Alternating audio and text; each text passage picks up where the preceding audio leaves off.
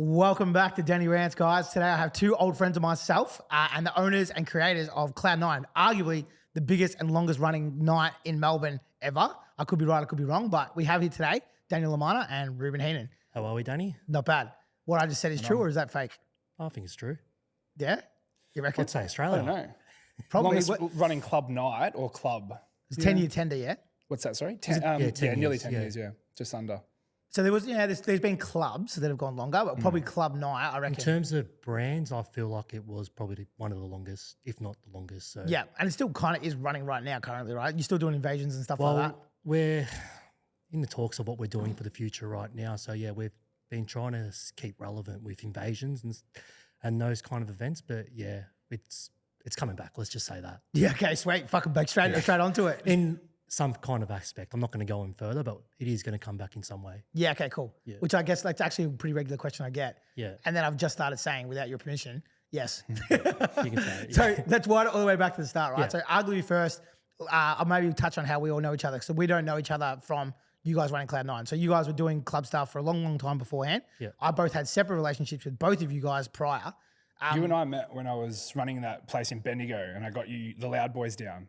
What was the name of it again? Hater. Hoo-ha. Hoo-ha, that's Yeah. it. What'd you say, Hayden? Hater, because there was another one called Hater and Bella. and Bella. Oh, I remember that one, that, yeah. Hyderbar, yeah. Yeah. Yeah. And I remember that relatively vividly. Yeah, because you guys broke down. Well, no, I wasn't with them, but there was you weren't there. the guy you were working with, the owner at the time. Yeah, Oh, lost I it at the remember boys, this. yeah. I And then remember this. I was I awkward. was like on the phone, and I think he didn't believe us that they were. So there was 5 of them. Yeah. They were all fucking hammered, Yeah. and it was Stevie Mink, Heath Renata, Mike Metro. Mike Metro. I think that might have been it. It was one more maybe. Was There it was- JDG? No. Don't remember, but there was a full car of them anyway. Yeah. And basically what happened was that the tire popped. So Stevie had like a BMW at the time, and it was like one of those thin profile tires. And then the owner that Ruben was working for, so I was getting 2 phone calls from the owner and then from you. And the owner was calling me and fucking abusing me like that I was lying because it was like Yeah. the first time they'd spent money on acts, and they probably paid a couple grand back then. Yeah, yeah.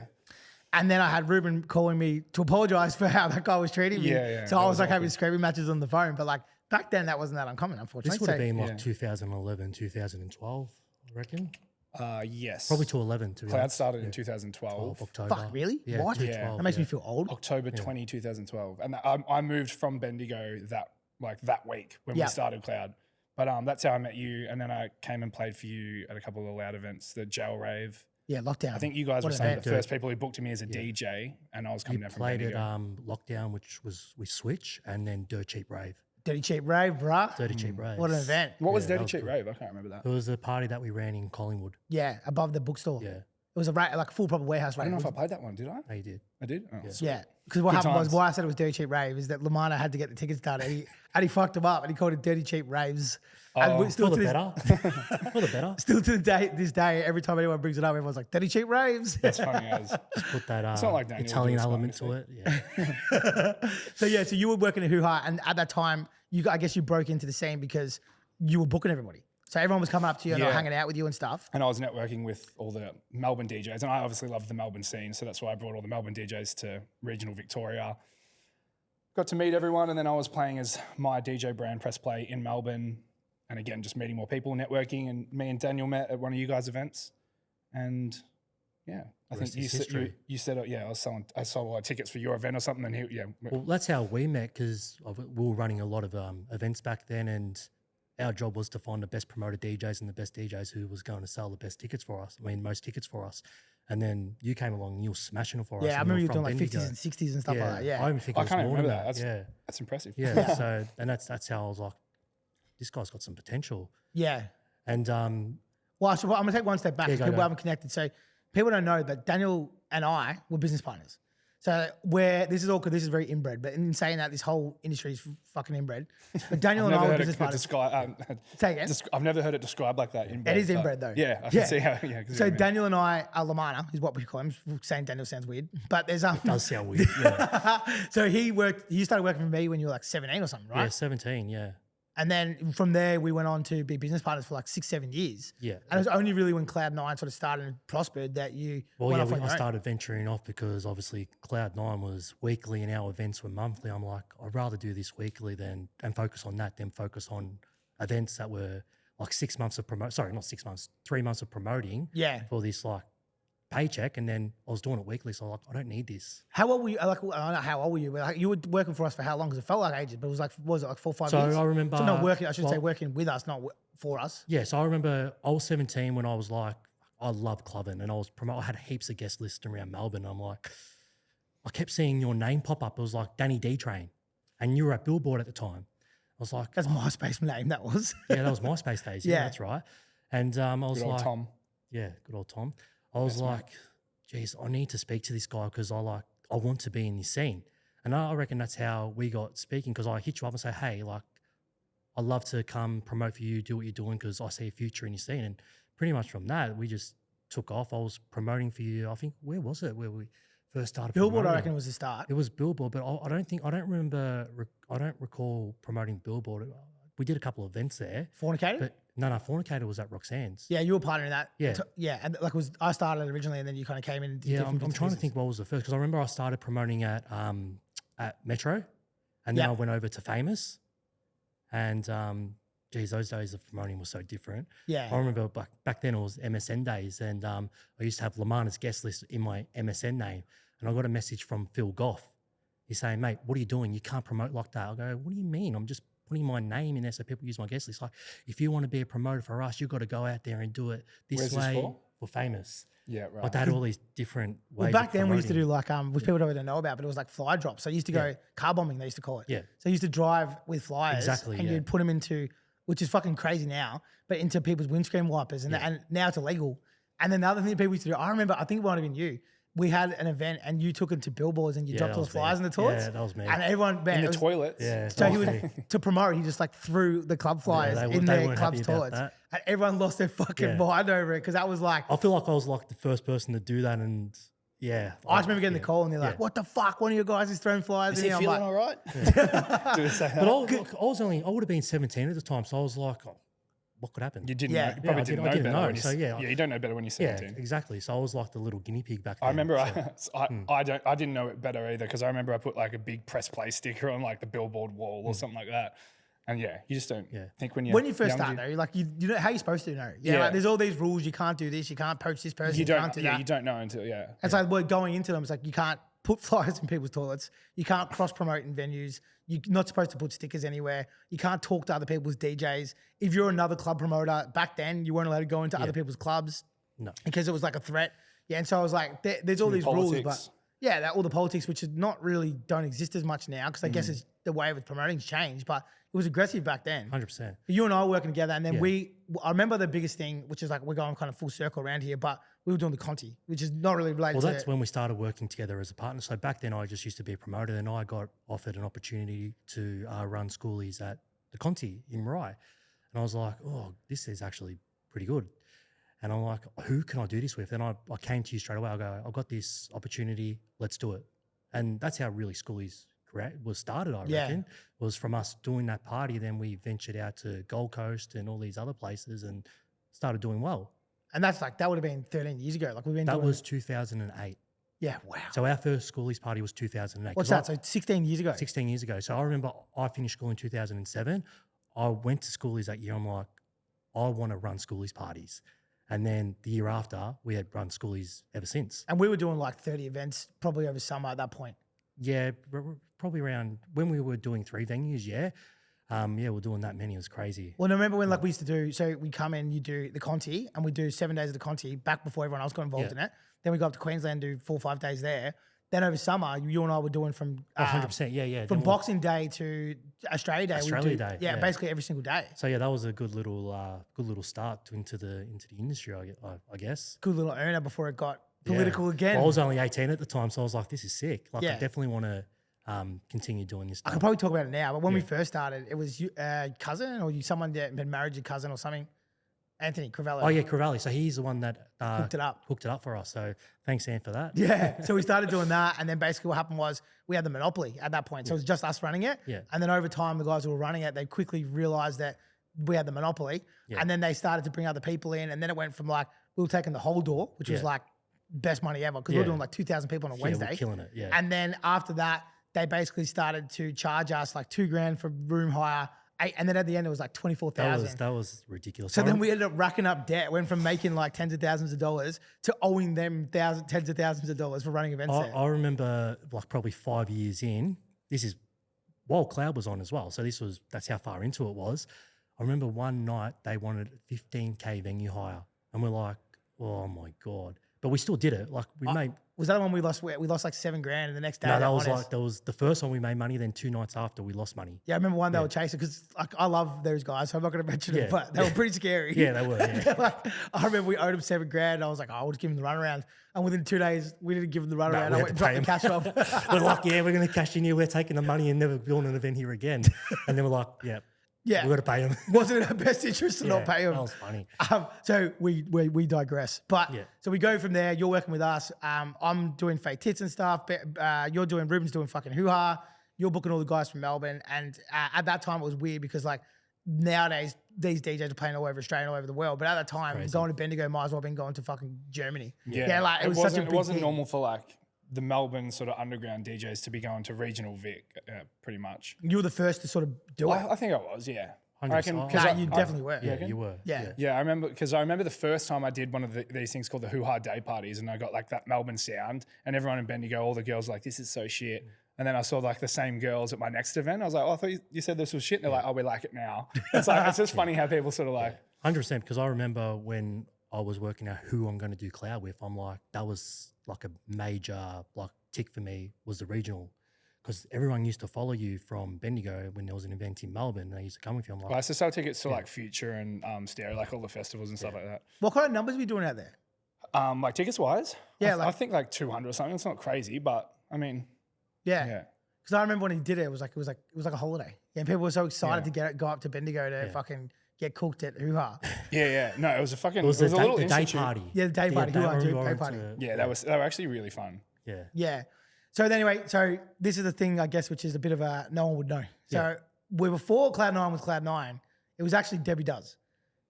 So we were working at Fake Tits, and then we decided that we're going to work at Inflation, which is the venue that old Cloud9. Yeah. And then basically we were only going to use the bottom room, the tiny little room down the bottom. And then the story you were giving me shit about it last night about how I decided not to do it. Yeah. So it was myself, you, Kyle Hand, and tell me if I'm right or wrong here, but it was Nick Kennedy, Luke Montgomery, and Ruben. No, I don't think I was no. involved So with at when the you guys start, were it was always just going to be myself, you, Kyle, and Mango. Okay. But I think Mango said no because of fake tits or something. We at all the had time. to. So yeah, no, this was Early prior to all that. Yeah. So I think it was just originally going to be us three, as in Kyle as well. So the Loud Boys. Yeah. So from there, then we had to opt out Yeah. because we were running Fake Tits at the time. And for people who don't know, it was a club night on a tramp on a Friday and it pumped, doing like 800-900. Yeah. So at that time, I had just bought a house. So I couldn't take. Yeah, you didn't want to take the risk. I didn't want to take the risk. Yeah. So I didn't want to lose my income. So then Lamanna decided, very smartly, Yeah. to leave us to go do Cloud9, and then you onboarded. Well, it wasn't to leave Loud. It was to leave because I was helping out at Yeah. Fake Tits as well there as well. And I was like, look, I'm going to take this opportunity. I'm going to leave Fake Tits, but I'll still continue doing our events together because we used to run the event. So I didn't want to lose that aspect of things on the Loud side. And I was like, but I'm going to take on this opportunity and run a weekly Saturday because it's what I always wanted to do. Yeah, 100%. Because I remember prior to it as well, speaking about weekly nights, like I always used to say to you, I want a weekly night, I want a weekly night.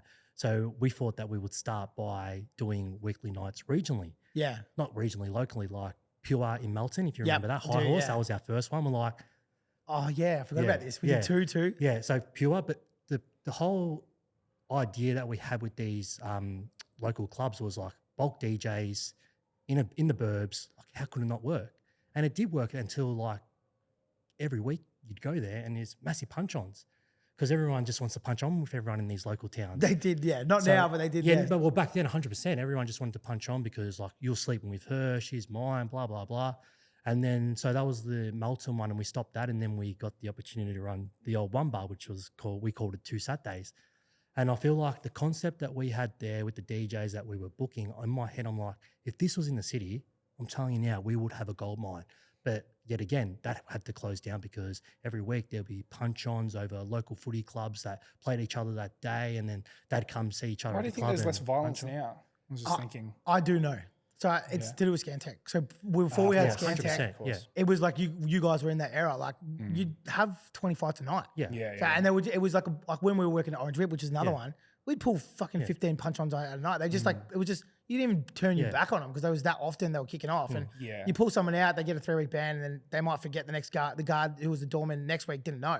Yeah. They let him back in again. So it was just like constant. It was almost like a part of clubbing was getting in fights. Like it was part of the culture. Yeah. And then from there, when they brought in Scantech, it stopped because people didn't care about getting charged. They didn't care about getting hit. Yeah, they didn't care about all the other repercussions. But once they had to lose their social life, they no longer were taking that risk. 100%, they weren't. So dramatic, because like as you guys know, like you don't see it ever anymore. It's not even a thing. Nah, like rarely. I actually saw one in a regional town. Was the last time I saw one, and that was like 4 weeks ago. But prior to that, I reckon I've seen I one. feel for like a year. that is something that happens more locally. Well, especially back then in the city, you wouldn't really see many punch-ons because you got people coming from all these different areas where It's not that how- local it's not club how is Harold just Sun people would describe locally. it. King Street, Who the most listens to the dangerous media, place in the yeah. world. And they're all good. Yeah. Yeah. Oh, and that. Yeah. So that 2 Saturdays, and like, if you remember, like that was me, you, Travis Gretsch, and Nunny. Like we were running that together. Yeah. So I was like, There's a lot of big names getting thrown around. Like even when you talk about the thing beforehand, like Mango now does Turbo Black, which is one of the biggest Saturdays in fucking Melbourne currently. And then you got Kyle who does Hardware, which is Reptile. Yeah. And it's like then you're talking Nunny ran Tramp Jungle. You like every single there's a Travis Gresh now runs fucking Pika and or does those things and whatever. There's some big names getting thrown around from back in the day. and that's where we all started pretty much from running club events. And all sort of the same age too, sort of all thing. same age. Yeah. I was younger. I was always younger. Yeah. So then you guys decided. I remember it was pretty quickly. Like even like the run up you had to the event. I don't reckon. Did you even do a full 6 weeks? Like I reckon I it was think like it was 2 months or something, was it? No. So we launched I actually did a bit of background check, research. Yeah, last night. So how it actually happened. So we went to the venue, us, to do it, and you're like, no, we can't do it. We're gonna take fake tits. And I'm like, what am I gonna do? Like, I want to do this. I just need to find the right people to do it. And you were hassling me to move out of Bendigo. Yeah, no, well, it was that lockdown event, Switch, which was in June of 2000. June 10th. Yeah, in June 2012. And like Ruben was there, like we were partying. I'm like, I'm like, in my head, I'm like, this is who I need to run this event with. Like, not event, to run this club with. Yeah. I'm like, Ruben, I've got an opportunity. I think it's going to be a gold mine for us. I need one thing from you. I need you to move to Melbourne if you want to do it though. And that's all I said to him. And then I remember I didn't want to leave my boss because I just felt bad or whatever. I'm like, I kept creating excuses. And then I remember just one time I was like, fuck it. I've always wanted to start a night in Melbourne. So I'm like, let's just do it. And then I said to him, like, then it was that Dirt Cheap rave, which was either August or September. It was August. It was August? Yeah, because that makes sense there. So Dirt Cheap rave, I'm like, man, I've got this. We're doing it. Let's do it. So we actually said, all right, we're going to do it. And then we came up together and we've done so much back and forth with Callum Leveson, graphic designer. And I still think if it wasn't for him, I don't think Cloud9 would be what it is. Because the flyer was like iconic, right? That flyer was iconic. Yeah, like, I can still see it now. He showed me this. So originally that was for Hidden Forest, that flyer. Oh, actually. And Alex didn't I want didn't it. even know that. Yeah, Alex didn't want it. Then I'm like, wait, the characters? I thought that was my idea. No, the characters were originally something that I'm sure it was. No, he put together for Hidden Forest. Maybe we tweaked it up a little bit, but it was originally for Hidden Forest. And I definitely came up with the name Cloud9. You did come up I'll with take that. that. It was either going to be Red Lips or... We had a list of like 10 names. And I'm like, all right, Daniel, send this to all your family and friends. And I did the same because I always loved Cloud9. He wasn't a big fan of it. And then we sort of asked everyone's opinion and everyone sort of came back saying, the consensus was Cloud9, Yeah. And then it worked well. Then obviously we'll spend hours and hours every day with Callum coming up with this concept and the name. Then we got the name. Then he's like, I've got this. Alex doesn't want it. You can have it. I'm like, I saw it. I'm like, we need this. This is us. And then it was I didn't even know that part. Yeah. And then Dirt Cheap Rave came in. I'm like, Ruben, this is what we're doing. Let's do it. So Dirt Cheap Raves? Yeah. Dirt Cheap Raves, I think, is the actual term. Then we dropped that flyer in the first week of September with nothing. We just dropped that coming soon. That's all it said. And everyone was like talking, what is this? What is this? Yeah. Because I feel like that picture, like everyone was like, what is this? Like, what is this? Like they're all cooked off their head, these characters. What's it going to be? And that's why I thought it was kind of like, because I remember like associating Cloud9 with being on Cloud9 and sort of like a euphoric feeling and the characters and stuff like that. But We did say that, but he already had that for. And he's like, maybe he said this. He is goes, "What perfect or about this?" something. I'm like, "That's perfect." Yeah. I think it was just one character, then we created the rest. Yeah, right. Because this is the other part which I remember then going back is that arguably, which is what Lamanna gave me shit about yesterday, biggest mistake of my life was I reckon it was like fucking 4 or 5 weeks out. So you had Caleb, Ruben, and yourself. Yeah. And you basically, because you'd worked with me and you were one of the loyalest dudes ever, you still are. Yeah. But I remember every opportunity you had, you cut me in. Like it was always, even though I did nothing, you were fucking very, very good like that. I don't know if I've even told you that before. Yeah. But you were like, so you came back to me one more time. You're like, bro, this is your last chance. Do you want to do this? I remember that. And what sucks is that I was like looking at the flyer, like, and now it's so iconic. And I'm like, Cloud9, like I knew what it was. It was all like heavy as fuck minimal. Yeah. And then I was like, it was all colorful. I And I was like, That's this doesn't not make me. any sense. Yeah. And I was like, good luck, man. Like, have a good math job ain't with I it. remember saying to him, like, no disrespect to the club you're working at. I'm like, dude, why are you choosing that over this? Like, we have potential of doing like 3,000 people a week and you're going to go to do that. But I don't think, like back then. I didn't believe it. Like, you- that's you the didn't true believe reality. it. Like, Yeah. and I remember looking at it and I didn't get it. And I was like, this doesn't make sense. Like, it's a colorful flyer, Yeah. 3,000 people. No one was doing 3,000 people back then. And then on top of that, it's like the name. I like the name, but it was like, I was doing the complete opposite at Tramp, where it was like, we were doing this super cool fucking Yeah, flyers exactly. that looked like And there was porn a different magazines. music direction. It was all these house artists from all over the thingy. We were doing like, Peking Duck, Motez, What's So Not, like guys that went on to travel the world. And what's And I funny- was like, I was too concerned about not being cool. And do you know what was funny? We ended up doing all those acts at Cloud9 as You well. did, yeah. So then when you did it and then it fucking erupted, I remember it was the second week you guys did that I was like, fuck, yeah. And I remember We had like fire trucks and stuff Yeah, rocking up I because saw- for crowd control. It was like I a think the someone, the first- someone line. called the cops on the fire brigade on us that night. we got to get into that because you guys had a massive tenure of dramas and Oh, troubles. yeah. We aren't even there yet, Yeah. but arguably most successful / controversial night of all time, easily. 100%, yeah. So first night, what happens? Well, first night, I was always saying to Ruben, like, we're just going to start with one level and we'll go from there. Yeah. Is that right? Yeah, Like, you Well, we kind only of booked for the you kind of basement. wanted to replicate that sort of cool tramp Yes, vibe, well, but just what- in the basement. Well, it's not more so that tramp vibe, but it was more so what we were doing from our event. So we would Yeah. always start with, like, the music structure was very important back Yeah, then. 100% it was, yeah. So we'd start housey, then start leading into it. Then we'd start with the bangers from 4 o'clock, or was it 3 o'clock? Yeah, it was like almost you had to earn it. Like back when we were doing yeah. events, it was like, loud events especially, and even the guys now, like Yeah. Mango, myself, and Kyle. yeah. But it was like you got music you didn't want to hear till 2 o'clock, and then the music changed to what And you you had wanted to to hear. earn that spot as well. We almost had to earn to listen to And the I was trying to tunes. bring that element of what we were doing over to our crew. Yeah. And it was like, And I was kind of like, if I'm moving to Bendigo and like moving my whole life and stuff, I want to do like a super club. I'm like, let's get more people 100%. involved and stuff like that. yeah. So then I went around hitting up people to get involved, and then Caleb was Actually, one wait, of the ones I asked. before you mention that, we did hit up one other crew, Who was that? Nick and Luke Kennedy.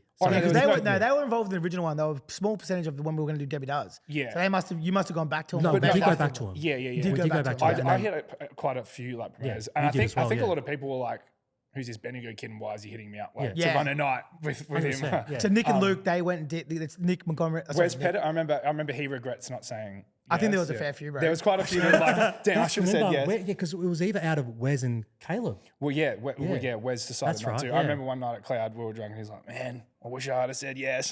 Dude, I remember being at Lamanna's house like one time. I'm not going to say how much money there was.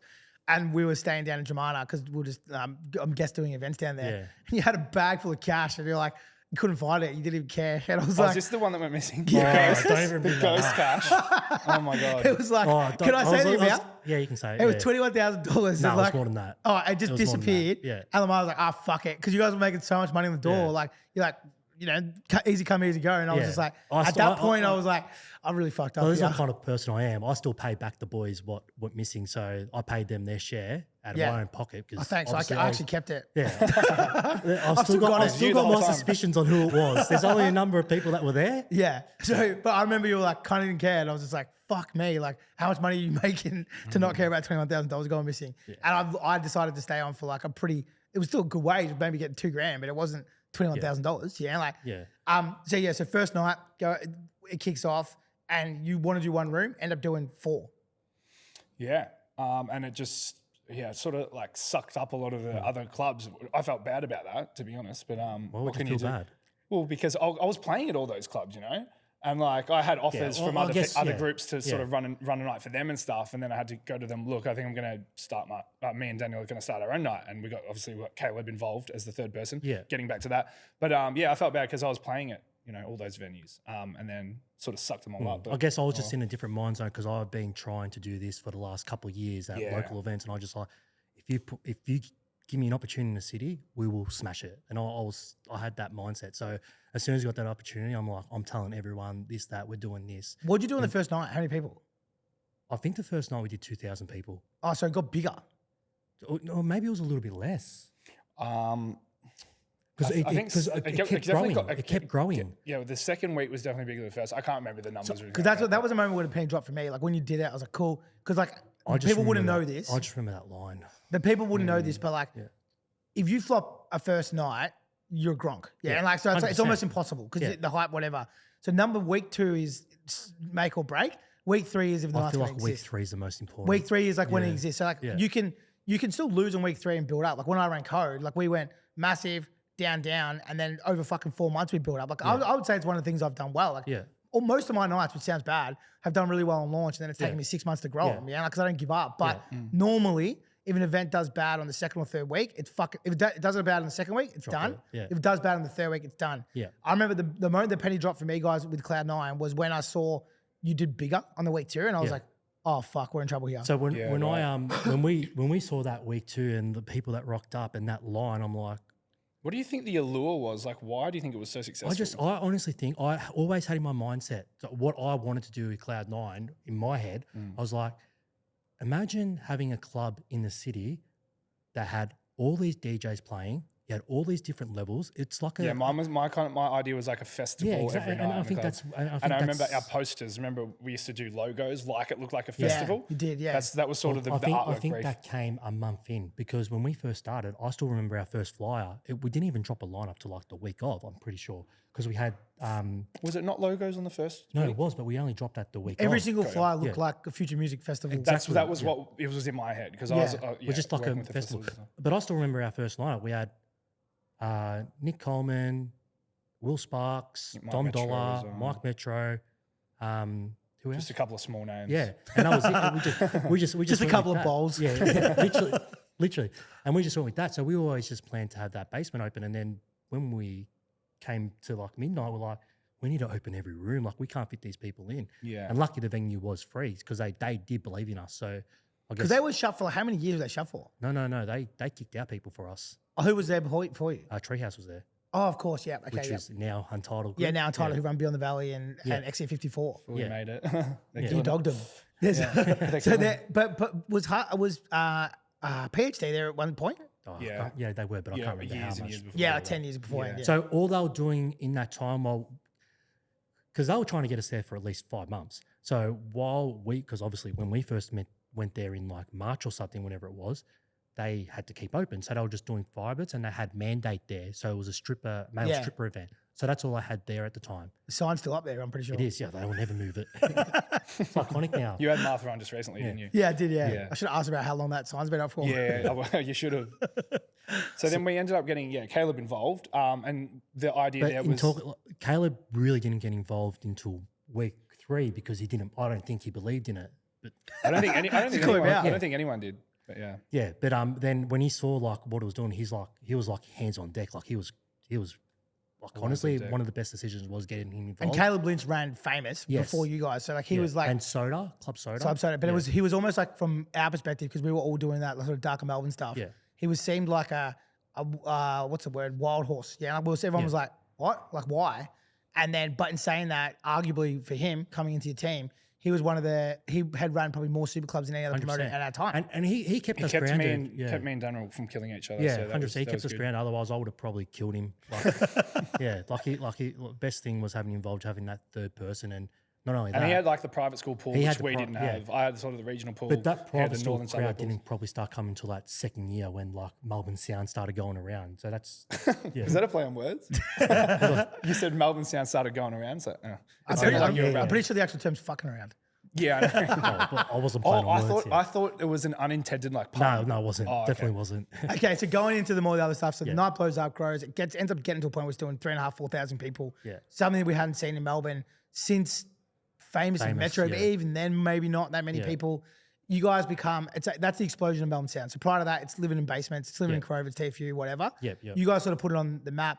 Will Sparks, Joel Fletcher, you mentioned not Dom, he was years later, but like those guys off the back of really not from Cloud9, but like at the time, the whole thing explodes. It's like a perfect 100%. storm, It was right? all at the same time. It's a perfect storm. So they all blow up worldwide. You know, like you guys become the home of that style. People from all over the fucking country are literally flying down because now Melbourne Sound's massive everywhere to come to Cloud9. It becomes this iconic thing. It runs for years and years and years, but it doesn't go without its controversy. Yeah. So the first one we're going to bring up is the Juicy Wiggle. So the Juicy Wiggle arguably was like this thing, which I've posted in videos before and I will again right now. But Hang on, before you go on, before people don't know what it is, do you want to give them a demonstration? Because you're really good at it. I think I'm all right. I've got a sore knee. So the Juicy Wiggle starts at Cloud9. And for those that don't know, what is it?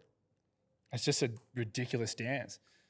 How do you think it was controversial though? Or do you just mean it was like Well, it went sort of viral, like, yeah, everywhere. like But it was all over like, it was Australia. real polarizing. Like people were like, even now looking back at it, bro, like, and I was obviously on the side of like, stop this dance. You know? Yeah. I was like with my pitchfork. And Shaking your fist I at the did an clouds. event where we banned it, like a little birdie where we did banned you? Oh, that's right. Yeah, We yeah, banned the I Juicy. still reckon he did that because you're still upset that he didn't pick Cloud9. probably. But it was like that happened. It was sort of like one or the other. Like you're either for it or against it. But never in my whole entire time have I ever seen people so divided by a fucking body movement. Yeah. Like, and now I look back at it, it's like, seems like a bad B grade movie. I feel Red like, Foo liked it. Yeah, Okay. Red Foo loved Red it. Foo, yeah.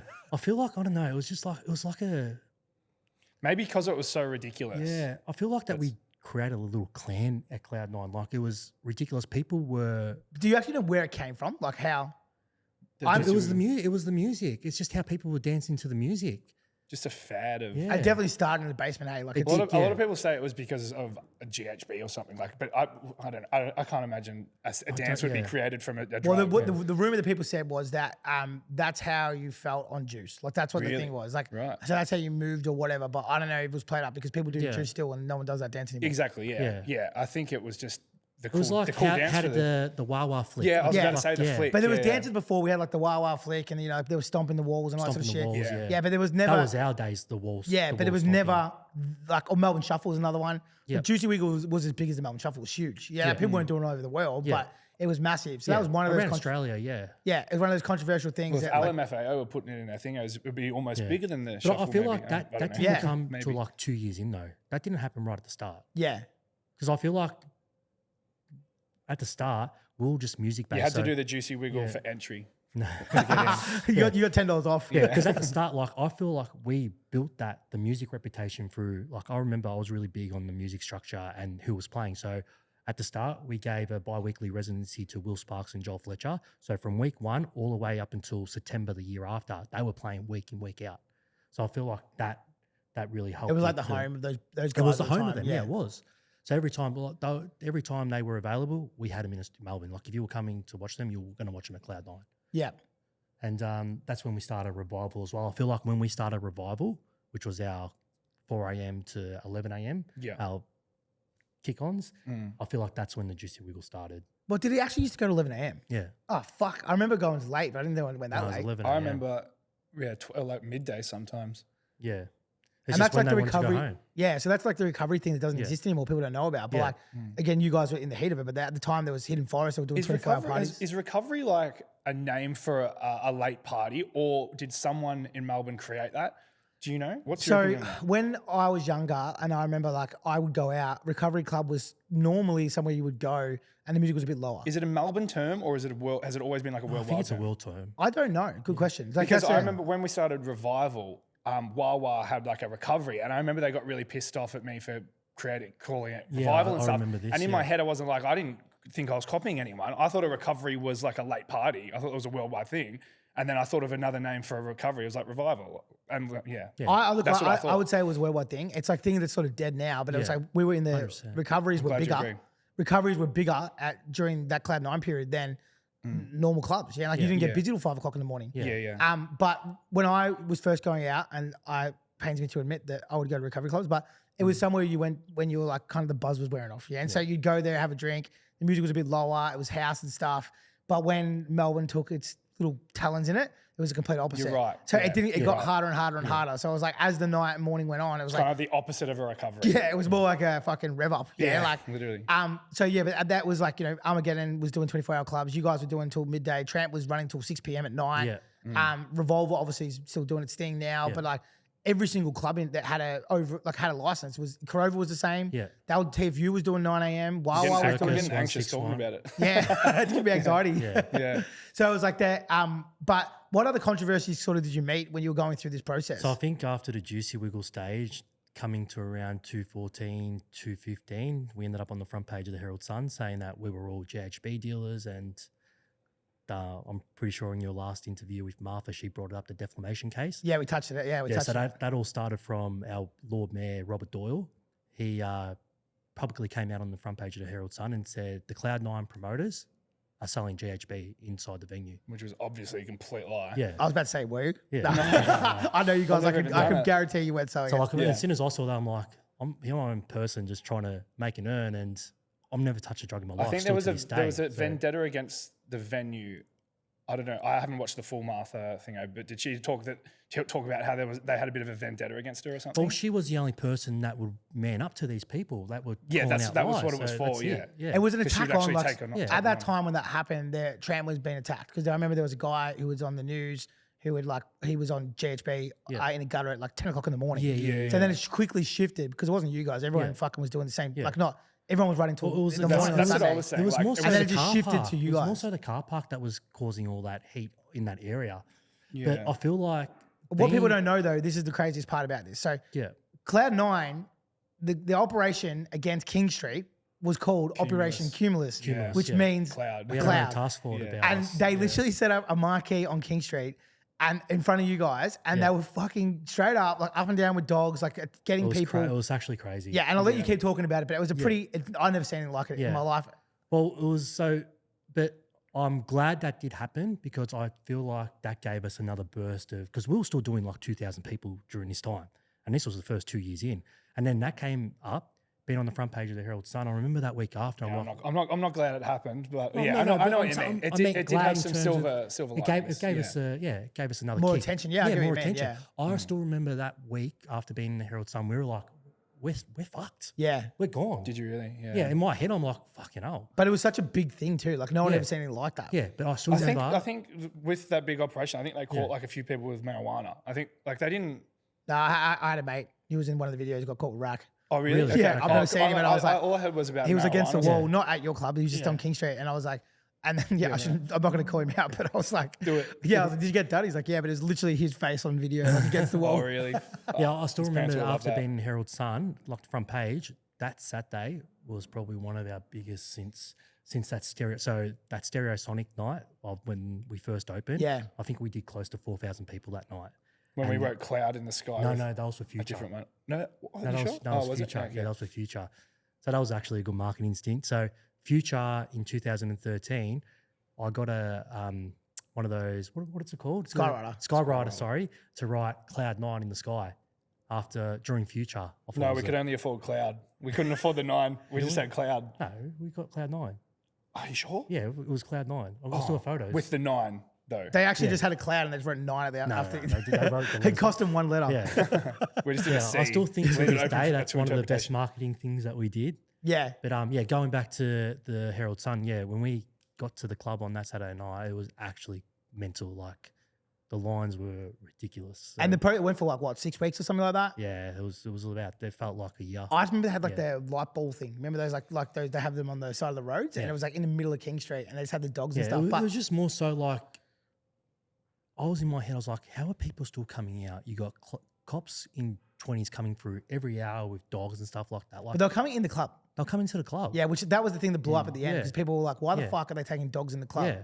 And they were So filming the responsible. smokers and they were doing all but, sort of. and they found nothing as well. And this is why Martha ended up suing them Yeah. because they were effectively were harassing you. They were. They were doing it week yeah. after week, and it ended up, was taking away business, and Were they no one harassing was you doing anything guys? wrong. Sorry, Were they Never. harassing you guys? not Never. us personally. No. Never. The only thing they ever said was obviously when we're in the Herald Sun about us being drug dealers, but Yeah, unfounded. yeah. Yeah, it was one of those things, and I know you had a swipe just before Ruben at Herald Sun, which is kind of founded because they really went after you guys. Yeah, they did. Yeah. And then the only other time I'd seen them do that was when they did the war on the streets, which was again King Street, where they made out like everyone was getting the shit kicked out of them, and nothing had changed. They just had a slow news week, and they decided to say that it was war on the streets, but this was the same sort of thing. Yeah. But yeah, King Street was a little bit of a different place back then. Like it was so packed, whereas now there's like it was wild. there was thousands and thousands of people walking around. It was actually crazy how busy King Street was back there.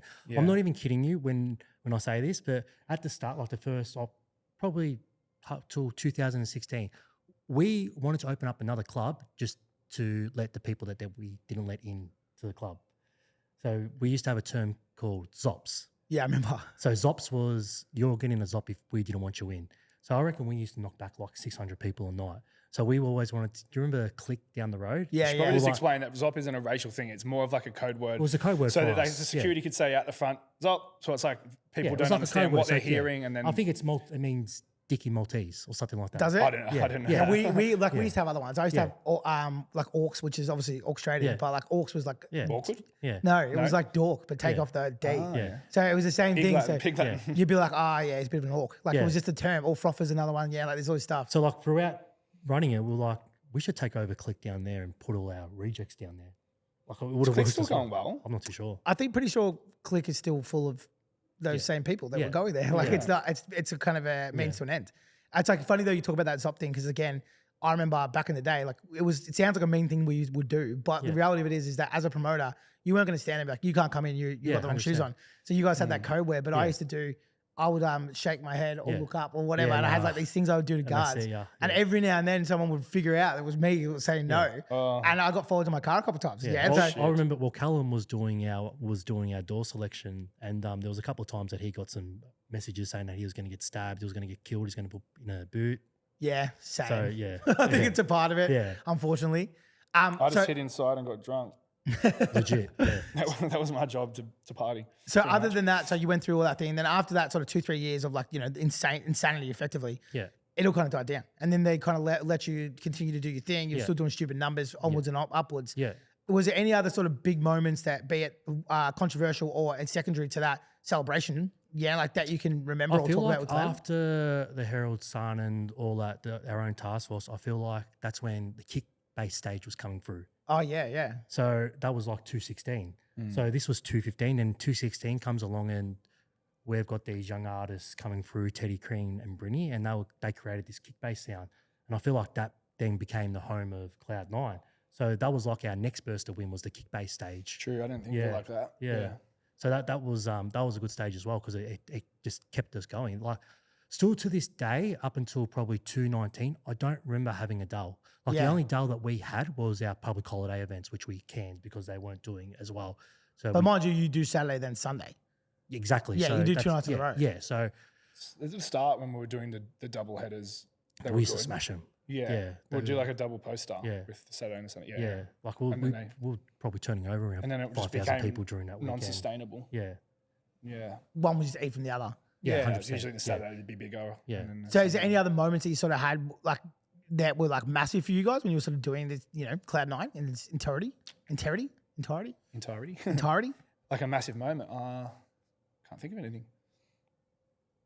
I'm trying to think as well. Yeah, put me on the spot. Yeah. I would say it was the most controversial night because even when you brought up the kick-based thing, again, I remember everyone was against that. It was. So I was like, and then it was in the mix and everyone was against that. Yeah. And so it was almost like Cloud9 versus the world. Yeah. The minimal producers would be like, it's just a kick and a bass. And I'm like, isn't that what minimal is? I feel like kick and a bass. I feel like we should touch base on that because that was such a big thing around Australia, that kick bass, because every club was so against it. Like obviously having the booking agency as well and having these DJs, no one wanted to book them. They were against them. Like we were trying to sell them to venues. Like we don't want that music here. Yeah. And then like 6 months in of us like smashing it out of Cloud9, it was like we couldn't keep up with the bookings for them. Like everyone in Australia wanted them. Yeah. And everyone wanted to be a part of it. And that's when we started doing these regional events as well. And everyone wanted Cloud9 invasions around Australia. I seem to get that a lot with things that become popular. There's always a pushback at the start. And I was going to say it's like, but it doesn't seem to be like that anymore. Like, but in that decade that we were there, it was like you look even like when we started Melbourne Sound originally before it turned to Melbourne Bounce, but it was like everyone hated it. It was called Wagner, and like we were like ostracized. No one wanted to work with us. And then it was like Then it was Melbourne Bounce. And everyone hated it. Everyone wanted to work with it. And then it blew up. It's like, then it was fucking Kickbase, whatever it was. Or it was the Juicy Wiggle. Or it was Cloud9. Or it was, you went to Wild World or whatever. It was like, there's always like, nah, I hate this. Always Anything those that's haters. popular is uncool. Yeah. It's just the way it is. And then now you don't really see it anymore. Like, it's not like, so for I argument's feel sake, like everyone's cooled down these days though. Like back then, everyone just wanted to do anything to get a bit of a few likes publicity. on, Yeah, true. A few likes on Instagram. Well, but you look at like Facebook. Hardstyle, right? Like, which obviously you're involved with Colin Headers. Yeah. Colin Headers is now blowing up. Yep. Hardstyle is now blowing up. They're doing fucking 55,000 people at HSU. And the rest, it's But crazy. there's no pushback on that. Yeah, like, so everyone's like, oh, how good's Hardstyle? Yeah. Like how good's Fast Techno? Whereas like when we were doing it, it was like every time if Hardstyle kicked off, everyone would be like, fucking Hardstyle. You know, like, and then I think eventually everyone's come sort of accustomed to it. Like when you first hear hardstyle, like it sounds very aggressive, but then you get accustomed to it and you're like, I actually really like this. yeah, same. Yeah. Like, I feel like, but what you were saying, I think everyone's sort of liking what they like and keeping to their groups and not having to bag each other out as much. I didn't think of that, but Yeah. and I guess probably the other thing too was you don't have super clubs now. You got all these niche clubs. Yeah. So it's like back then it was like there was one place that sucked out everything, and we didn't have access to so many different genres. Where now there's like all these different echo chambers. So if you're into fast techno, you can go to this club, but you actually don't bump into other people. And who maybe like different because they're music. like niche clubs and stuff, it's not taking away from other people's businesses. So when you're taking away from other people's businesses, those people at the top are going to start bagging out what you're doing to sort of take from your brand, if that makes sense. Well, For sure. You're right. There's no, well, in Melbourne especially, there's no really big clubs that are doing X amount of numbers where. Well, there's a couple doing 2000s and stuff like that, but yeah. I feel like those clubs there haven't got like a specific genre. They just play anything. Like, Yeah.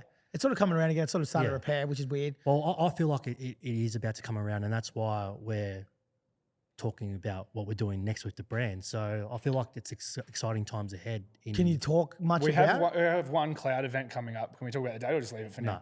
Yeah, well, We're we not have talking we have about a big event, a big cloud event coming up soon. and what's going to be the difference between Cloud9 prior to Cloud9 now? I feel like we have to adapt with times. Like everything's changed music-wise and stuff like that. I feel like we still want to go down that way of festival in a club, catering to everyone's different needs. Music needs. So that I just feel like we just want people to have a good time. yeah, exactly. But I feel like what's going to change the most now is gone is the day of promoters and stuff like that. I feel like it's how we're going to get these people to come, and because I feel like the term promoter's dead. Well, I'd say again, like you talk about the aggression before, you know, when you couldn't go into a nightclub because people would ban you if you ran an opposing club. But it's like now, majority of it's run on ads and content. Exactly. So we're effectively promoters and content creators. Go back to the days of guerrilla marketing and slapping on. Yeah, and not only that, like in our peak of Cloud9, we would have like 800 promoters.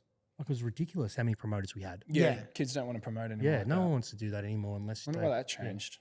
I think it just became uncool. Yeah, like as soon as everyone- something becomes I uncool, feel it like stops. everyone just wants to be an influencer. Yeah, it used to be cool to be a promoter. Like 100%. back in the sort of I feel like everyone's in that stage now where they want to be an influencer and Cuba them and promoting stuff. a club. Right, it's like you ask DJs these days or whatever, like you're like, oh, can you share a flyer for an event you're playing? They're like, no. Yeah. It's like, why would you not want to promote yourself? It's weird as. Back in the day, like Cuba days and stuff like that, it was cool to be like, oh, I'm on Corey's guest list or something like that. Yeah, and 100%. now being a promoter and having a guest list isn't as cool. It's Unless weird it's a really cool place. It'll be weird like Maldives. I'm on Ruben's guest list. Like, who's that? yeah. It's weird now because even like the attention that I'm getting, I'm like, well, why the fuck are you interested in me when no one wants to be a promoter? It's all like, 100 it's such an odd thing. It's like I'm the by opposite of what is cool now. Yeah, like because while I was that guy who was walking around giving out passes in the street and car bombing and stuff like that, I did all that dirty shit that now would be looked at like as the most uncool, cringy shit that could possibly exist. Yeah, like so other than that, so you're looking at Cloud9 is not going to look the same as what it used to look like. We're still We we're still working haven't that got out. anything locked in for a weekly yet. We're just focusing on the big one-off event we're having soon, and then we'll go back to the drawing board on. The weekly. I don't think and- Ruben's been in the last couple of No, I conversations. have. I'm just trying to keep a bit of a secret about it. You know? It is a secret, but But yeah, we'll figure it out. yeah. No, That'll be good. I'm excited for the future. I feel like it's time that Watch this space. yeah, because we always like one thing that we must say as well is when we closed Cloud, we closed it because coming back from COVID, when COVID happened, sorry, prior to COVID, we were still doing like 1,500 to 2,000 people Yeah. during those. You might have your dull week where you only do 1,200, but we're still consistent. Like I don't think we ever dropped under that 1,000 mark when we were pre-COVID. Then coming back from COVID, and then you've gone from having this club that was a festival base, having 4 different levels, 4 different genres of music, to only opening 2 levels, doing 600 people. Like this is not what Cloud9 is. And Yeah. I think we were pretty smart in having the conversation like, okay, we need to work out what we're doing for the future of this brand because if we keep going, we're going to kill it. So we sat down, we're like, all right, let's think of an end game. And with every intention of coming back. So I feel like the end game that we did was pretty good. You did. It was like stupid. I remember seeing it because I was running up the road. You fucked my I feel like we got What, our final night? no, like the 4-week build up. We've done 4 separate events to do People like buy the tickets too. yeah. And this one's the last one. No, this one's the last one. Yeah. No, but we were pretty open with like the last one, number 4. Like, the we final. weren't that was like, the this is the final. last one. This You is did the a Johnny Farnham. Which what we did. Well, that was wild. And then with every intention of coming back, but like I said, we didn't know to what extent that, and we're still working that out now. So I wouldn't be an interview if I didn't ask this question. It's probably my last question before we wrap up. But obviously one of the big things is when it comes to genres and Cloud9, you are synonymous with Melbourne Sound and you are synonymous with the style of music that existed 2020 to probably 2005 almost. Yeah. Do you think that's going to be a challenge or are you going to try to overcome it? Like how do you plan on overcome it? Or do you see Cloud9 as that it is actually a festival in a nightclub and it's not just completely genre driven? Because I guess it's a new generation. Like some people know Cloud9. It's a good others question. won't. Yeah. Maybe there'll be a new genre that that's gets what created. I mean. Yeah. Who I knows? think in my head, Hopefully. like I really want to go just thinking out loud here, not mean that we're going to do it, but I really want to go down that techno hardstyle path. I feel like that what we're doing now with some events that I want to give Melbourne a bit more like variety, like drum and bass. Like there's a drum and bass scene. Yeah, but Ruben's big on this. I'd love to give that sort of what's the word? So almost Drum and bass. unleash the nichest city in Australia. Yeah. I felt like when we started Cloud9, we were doing something that no one else was doing. So we really want to find what that is now and then move Start forward from with it. Yeah. So yeah, like Ruben said, we've got an event coming up. We'll test the waters with that, put some ideas together and Take it from there. take it from there. I'm excited to see it. Yeah. I'm glad that you guys came down. No, it's Long good time seeing friends you. of mine. It's always good to catch up because sometimes life gets busy and we just talked about, I probably haven't seen either of you for a year. We need to make that less time-wise. Yeah. Other than that, You're a pretty busy boy. yeah, but you know what? We'll be at Cloud9, guys, when it comes back next time. We'll be none other than WP Shots, who are my main sponsor. Without them, this wouldn't happen. So I want to say thank you guys for the support because you were one of the first clubs that stocked us. And then second to that, good luck for the future. And thank you so much for coming down. Thank you. Cheers, guys. Legend.